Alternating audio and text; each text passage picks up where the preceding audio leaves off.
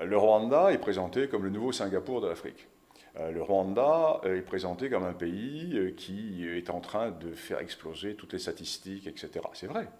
C'est vrai, le Rwanda est un pays en pleine mutation, c'est un pays qui est en train de connaître un boom économique tout à fait extraordinaire, mais c'est un pays d'une fragilité extrême. 50% du budget provient de l'aide internationale. L'aide internationale qui est essentiellement déversée parce que le régime a réussi à culpabiliser l'opinion mondiale à propos du génocide. Donc, si vous voulez, c'est une sorte, entre guillemets, ce que certains ont appelé, une sorte de rente génocidaire que reçoit le régime de Kigali. Et les 50 autres pourcents proviennent du pillage des ressources du Congo, du Kivu et toute la région périphérique du Kivu. Imaginons deux choses. Un, qu'il y ait un retour d'un pouvoir relativement fort en République démocratique du Congo et que Kinshasa réussisse à reprendre le contrôle du Kivu et de ses provinces orientales. Le Rwanda perdrait du jour au lendemain 50% de ses revenus.